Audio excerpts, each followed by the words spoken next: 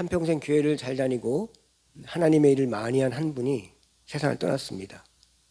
그래서 그분이 천국문에 이르게 됐는데 천국 안에 들어가려고 하니까 한 사람이 그를 붙잡습니다. 누군가 봤더니 그가 살아있을 때 성경에서 읽었던 사도 바울이었습니다. 그래서 그 사람 너무 반가워서 반갑습니다. 제가 성경에서 당신을 많이 관한 이야기를 많이 읽었는데 여기서 뵀다니 참 반갑습니다. 이렇게 인사를 했습니다. 그러자 사도 바울이 그에게 이런 말을 건넵니다.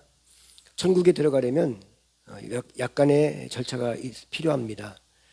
당신이 평생에 예수를 잘 믿고 말씀에 순종하며 살았다면 그리 어려운 건 아닐 겁니다. 라고 하면서 질문을 합니다.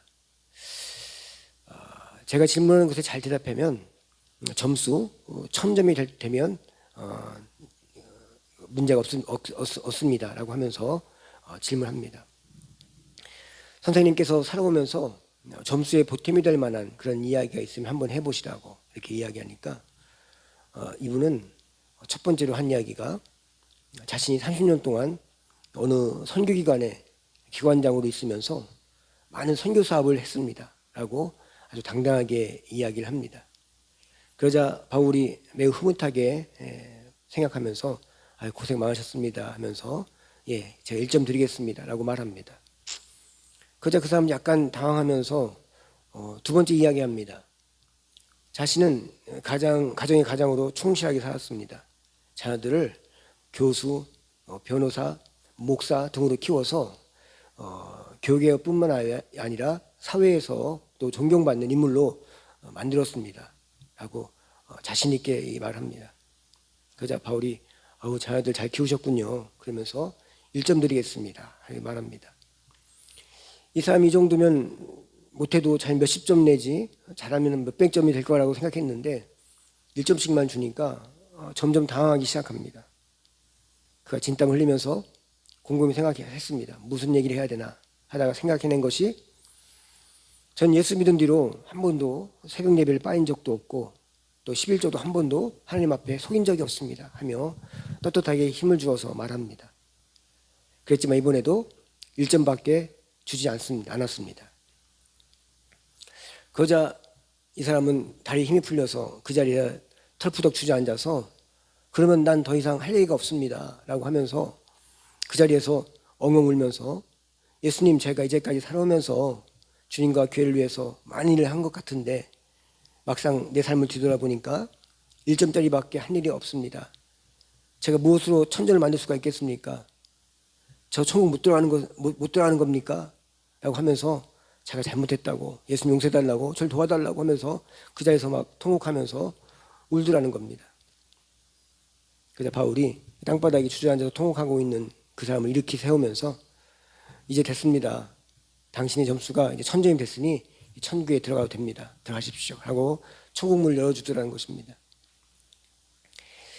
이 예화는 요즘 정서와는 좀 어울리지 않는 아주 고전적인 예화입니다. 그렇지만 이 비유가 말하고자 하는 것은 구원의 문제 앞에서 우리가 의지하고 구하고 찾아야 할 것은 우리가 이뤄놓은 많은 일도 또 자신의 대단한 능력과 실력도 또 있어 보이는 사회적 지위도 아닌 오직 예수 그리스도의 십자가의 은혜뿐이라는 것을, 예수 십자가 없이는 누구도 천국병이 될 수 없다는 것을 이야기해주고 있는 그런 예화입니다. 오늘 본문에 나오는 여인이 자기의 병을 고치기 위해서 이런 일을 경험하게 됩니다. 이 여인은 12년 동안 부인병으로 고생하다가 그 병 때문에 그 인생을 다 허비한 사람입니다. 용화당 의원도 다 만나봤고 또 약이란 좋은 약을 다 써봤지만 아무런 효험을 얻지 못했습니다. 도리어 그 병은 심해졌고 그 병을 고쳐보겠다고 자기 재산은 다 허비한 그런 상황이었습니다. 이때 이 여인이 누군가를 통해서 예수님의 소문을 듣게 됩니다. 그리고 어디에 가면 예수님이 그 앞을 지나가시니 글로 가보라는 이야기까지 듣게 됩니다. 그래서 그 여인은 아픈 몸을 이끌고 예수님을 만나겠다고 예수님이 나타난다는 그곳에 가게 됩니다. 여인이 그 거리에 나가긴 했지만, 그곳에 가보긴 했지만 사람들이 얼마나 많은지 예수님을 만나기는커녕 사람에게 밟히지 않으면 다행이라고 할 정도로 그렇게 사람들이 바글바글했습니다. 성경에서는 이 사람 많은 것을 무리라고 표현하는데 이때 쓰는 단어가 우리가 TV에서 본 거 보면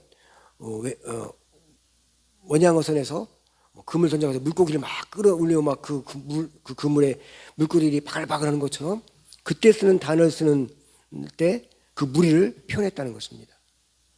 그러니까 사람들이 그렇게 바글바글 사람 빌틈 없을 정도 바글바글했다는 거죠.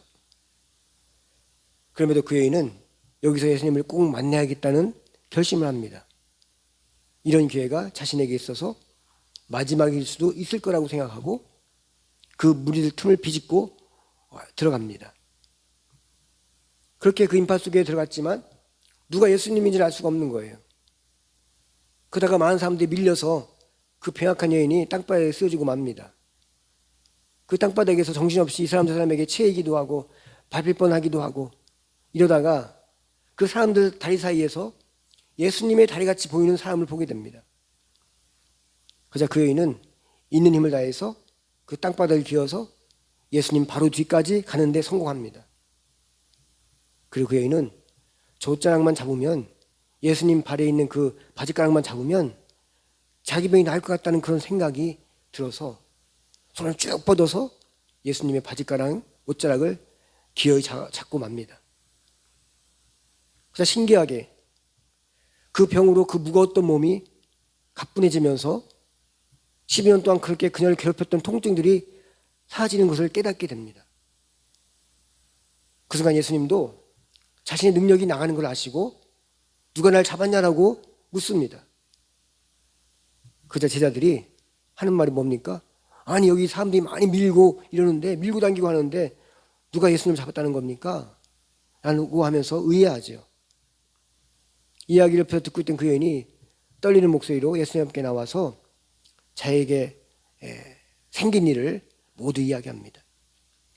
그래서 예수님이 그에게 하는 말이 딸아 내 믿음이 널 구원했다 하시면서 평안히 가서 건강하게 잘 살라고 말씀합니다. 이 여인이 병을 고친 것은 예수님이라는 것입니다.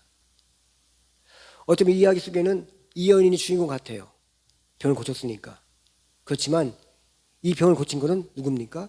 이 여인이 애씀이 아니었습니다. 노력함이 아니었습니다. 그 병을 고치게 된 근본적인 원인은 예수 그리스도였다는 것입니다. 성경 전체의 주인공은 누굽니까? 하나님이시고 예수님이시고 교회를 세우신 성령님이십니다. 오늘 이야기도 이 이야기의 주인공은 예수님입니다. 이 시대는 과학이 너무 많이 발달해서 하나님을 찾지 않는 시대가 되어버리고 있습니다. 하나님 없이도 살 수 있을 것 같이, 하나님 없이도 행복하게 살 수 있을 것 같고 복받으며 살 수 있을 것 같고 못할 것 없을 것 같은 시대를 살고 있습니다. 하나님 자리에 인공지능이 AI가 올라앉아서 하나님 노릇을 하려고 합니다. 그러나 아무리 과학이 발달하고 정치가 발전하고 경제가 발전하고 문화가 발전해서 우리도 육체적으로 편안한 생활을 한다 할지라도 정신적으로 그 마음적으로 심적으로 영적으로는 더욱더 불안해진 시대에 살고 있다는 것입니다. 도리어 편안한 세상이 아닌 그것이 불안해서 무언가에 중독되어 살 수 있는 그런 중독되어 살 수 있는 그런 시대로 변해가고 있다는 것입니다. 성경에는 여러 가지 기적의 이야기들이 많이 나옵니다. 이 기적의 핵심 요지는 하나같이 예수님 외에는 결코 어디서도 구원을 얻을 수 없다는 이야기입니다. 결코 어디서도 우리 인생의 문제를 해결해 줄 곳은 없다라고 말하고 있습니다. 우리 삶의 순간순간이 문제 연속입니다. 성경에서 분명하게 말하고 있는 것은 모든 인생사의 해답은 오직 예수 그리스도 외에는 없다라고 말하고 있습니다. 이렇게 얘기하면 많은 사람들이 기독교를 독선적이라고 말합니다. 잘못됐다라고, 니네만 진짜고 우린 가짜냐? 라고 하면서 지네만 안다, 예수님만 계속 얘기한다라고 하면서 독선적이라고 말합니다. 그런데 우리 부모님을 내가 우리 엄마 맞다, 우리 아버지가 맞다 하는데 이 사람 우리 어머니다, 아버지다 얘기하는데 누가 그 독선적이라고 말하는 그 어리석은 사람이 어디 있습니까? 이건 맞고 진리이고 맞는 것인데 내 아버지 맞고 내 어머니가 맞는데 그걸 가지고 잘못됐다고 말하는 사람은 그 사람들의 생각이 잘못된 것입니다. 어떻게 보면 예수님은 건강한 사람에게는, 착한 사람에게는, 편한 가정이나 부자에게는, 또 똑똑한 자에게는 별 볼 일 없는 사람같이 생각될 수도 있습니다.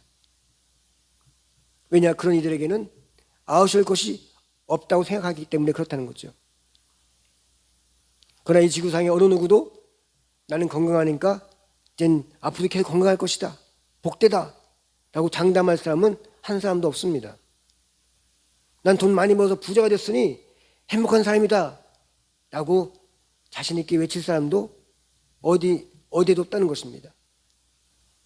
난 똑똑하니 내 인생 앞으로 활짝 열려있어, 형통할 거야 라고 이 세상을 살아가는 사람, 아무 문제 없다고 살아가고 확신 있게 하는 사람은 없습니다. 있다고 한다면 그 사람은 세상을 모르는 사람이거나 정신병자거나 바보일 것입니다. 인생을 오래 살아본 어르신들, 할머니, 할아버지의 이야기를 들으면 인생이 그렇게 호락호락하지 않다는 것이죠. 지금 당장 일이 잘 터졌다고 해서, 대박 났다고 해서 그것이 내를 계속 행복하게 이끌어갈 것인가? 그렇지 않다는 것입니다. 1등은 그 1등자를 지키기 위해서 무단히 노력하는 거예요. 1등이 최고자이지만 그 최고자에 선 사람은 계속 불안합니다. 이 1등을 빼앗길까 봐. 계속 2등을 견제하면서 계속 노력하는 겁니다. 그 안에 평안함이 있을까요? 우리가 보기엔 1등 대단하고 위대하고 멋지다고 하지만 그 1등 자신은 늘 불안한 거예요. 나 1등이 있기 때문에 나 멋지다, 평안하다가 아니라 그 1등 때문에 더 불안한 것입니다. 이 세상에 태어난 사람들은 아프리카에서 태어났건, 미국에서 태어났건, 거지같이 태어났건, 부자로 태어났건 모두가 다 똑같습니다. 무엇이 똑같은가? 죽는 것에는 다 똑같다는 것입니다. 다 누구나 죽는다는 것입니다. 성경은 예수 없는 인생은 결국 죽음 앞에서 의미 없고 헛되이 쓸데없이 시간과 물질과 열정만 허비하며 살다가 사라지는 그런 허무한 인생이라고 말합니다. 많은 돈을 벌지라도, 높은 지위가 높고 똑똑하고 잘나도 그것은 한때일 뿐, 모든 인생은 회오리 바람 앞에 촛불같이 속수무책인 것은 다 같다는 것입니다. 우리는 애써서 노력해서 돈도 벌어야 되고 지위도 얻어야 되고 인생을 성공시켜야 됩니다. 그렇지만 그 속에서 무엇을 이뤘다고 해서, 무엇을 했다고 해서, 뭘 가졌다고 해서 그것이 영원할 거라는 착각을 해서 안 된다는 것이죠. 내가 뭘 해냈다고 해서 그것이 영원할 거라고, 그건 결국 흔들리지 않을 것이라고, 문제 없을 거라고, 내 인생을 책임질 거라고 착각해서 안 된다는 것입니다. 우리 인생은 무엇을 이루었다 해도, 무엇을 많이 가졌다 해도, 무엇을 많이 해서 성공했다 할지라도 언제 어디선 회오리 바람 앞에 촛불과 같은 그런 인생이라는 것입니다. 그래서 그렇다고 열심히 살아도 이 세상 어디에도 진정한 행복이 없다는 것을 이야기하고 있습니다. 단지 우리는 행복한 줄 착각하거나 행복하는 척 할 뿐이라는 것이죠. 그런 자신이 이루어 놓은 것들, 해가려고 했던 것들, 그렇다고 우리가 그렇게 살지 말라는 것이 아니라 그걸 통해서 그 삶 속에서 우리가 그 삶의 중심, 내가 잘 되어지고 형통해져지고 성공한 인생이라고 생각했던 그 삶 속에 무엇이 있어야 되는가라는 것을 이야기해주고 있다는 것입니다. 그것이 없으면 우리는 행복한 줄 착각하게 되는 것이고 행복한 척 할 뿐이라는 것입니다.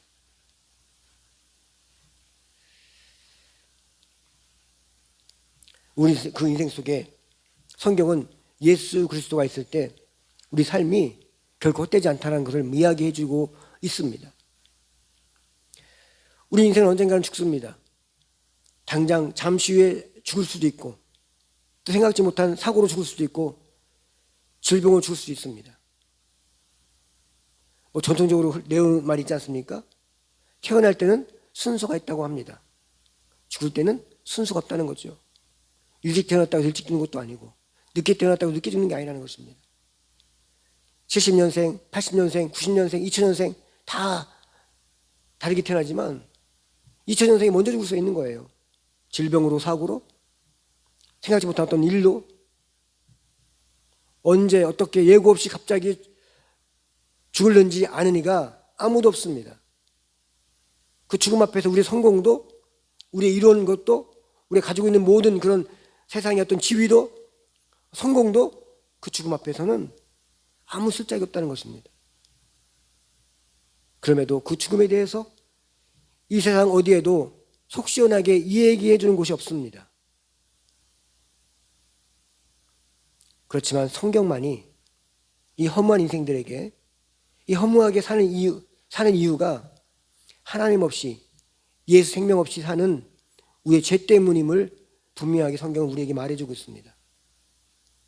우리가 허무하게 사는데, 험한 인생 사는데 무엇 때문에 험한지도 모르고 그냥 죽어서 그렇게 끝난다?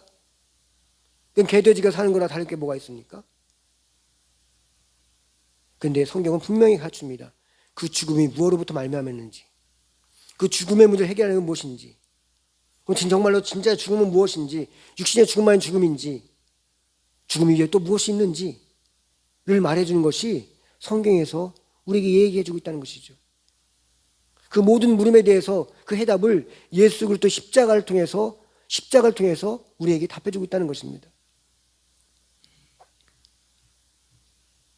그러기에 세상 끝에만 목매면 결국에는 육신도 죽고 영혼도 죽습니다. 그렇지만 예수님께 목매면 죽을 육신도 영혼도 살아나게 되고 우리 살 길도 보여주십니다. 예전에 내비게이션이 없던 시대, 아주 오래된 얘기입니다. 그때 제가 전도사 시절의 이야기입니다. 여름에 수련회를 가게 됐습니다. 담임 목사님께서 자기 승용차를 따라오라고 하고 난 승합차를 운전한 적이 있었습니다. 길을 모르기 때문에 그 차를 놓치면 그냥 헤매는 상황입니다. 그래서 목사님의 승용차를 놓치지 않으려고 무진 애를 쓰면서 따라갔습니다. 한참을 가다가 그 목사님의 차가 시내로 들어갔습니다. 그 시내를 따라 들어갔는데 그 시내 안에는 목사님 승용차와 똑같은 차들이 그렇게 많았습니다. 그러다 보니 목사님 차가 아닌 다른 차를 따라갈 뻔했습니다. 똑같이 생겼다고 다 따라갈 차가 아니었습니다. 내가 따라갈 차는 오직 목사님 승용차 차량 번호 땡땡땡 번호 그 번호뿐입니다. 그것만 따라가니까 나는 길을 모르는데 목적지까지 가게 되었고 앞에서 날 인도했던 목사님의 승용차가 요금소에 들리면 뒷차인 우리 차가 요금까지 미리 내어주었고 늦게 따라오면 길 한가운데 한 옆에 서서 우리 길을 잃을까 봐 기다려주고 앞에서 가다가 앞에 위험한 것이 있으면 비상등을 켜주시면서 우리에게 미리 피할 수 있는 길을 알게 했습니다. 우리 인생 여정 속에서 예수님을 따라가야 하는데 인생이 복잡한 시내, 서울 시내 같은 혼잡하고 밀리고 막히고 답답할 때가 반드시 있습니다. 아니 늘 있습니다. 그럴 때일수록 우리가 무엇에 중심을 맞추고 무엇을 기억하며 무엇을 바라봐야 되는가, 그것이 중요합니다. 우리 인생에서 분명히 어려운 일들이 있습니다. 고난이 있습니다. 낙심이 있습니다. 해결될 길이 없는 일들이 있습니다. 그때마다 오늘 말씀을 통해서 주신 예수 그리스도에게 우리에게 주신 은혜들이 무엇인지, 우리 인생의 내비게이션 되신 예수님을, 주님의 말씀을 따라가다 보면 그 혼란한 복잡한 밀리고 답답한 그 인생의 시내 속에서 방향을 찾게 되고 길을 찾게 되고 우리가 가고자 하는 목적지를 찾아가게 되는 것입니다. 여러분은 무엇을 내비게이션 삼아서 살아갑니까? 세상의 지식, 세상의 경험, 유튜브에 나오는 많은 세상 살아가는 방법들 다 중요합니다. 그러나 그것은 사람마다 각자 다릅니다. 이야기해 준 사람마다 자기 경험을 이야기하는 것뿐이지 그것이 내 것이 될 수가 없습니다. 내 것이 되게 하는 것은 성경에 기록되어 있는 예수 그리스도께서 우리에게 주시는 은혜의 말씀들, 내 상황에 맞게 하시는 말씀들, 그 말씀이 우리 인생의 내비게이션이 될 수 있다는 것입니다. 성경에는 많은 병자를 고치는 예수님의 이야기 나옵니다. 눈먼 병자도 고치고 앉은 맹이도 고치고 죽은 자도 살리고 이런 얘기가 많이 나옵니다. 그렇지만 내가 눈 멀어보지 않으면, 아니면 내 가족 중에 눈먼 자가 없으면 눈먼 사람이 예수님 벽 고치는데 그 마음을 우리는 모릅니다. 내가 한쪽 눈을 못 보고 내가 눈이 멀어보면, 또 내 가족 중에 눈먼 사람이 있다면 예수님께서 눈먼 자를 고칠 때 그 아이가 내 아이처럼 들리고, 나의 가족의 이야기처럼 들리고, 나의 이야기처럼 들린다는 것입니다. 성경은 한 가지 이야기지만 100명의 사람이 읽으면 100가지로 해석이 되고, 각자 인생 각자에게 우리에게 주시는 메시지가 있고, 살아갈 길이 있고, 방법이 있고, 은혜가 있고, 소망이 있고, 방향이 있고, 그의 꿈도 있고, 삶의 사명도 있습니다. 이것이 우리가 세상에 잘못된 길을 가지 않는 확실하고 분명한 복되게 살아갈 유일한 길임을 성경 우리에게 말해주고 있습니다.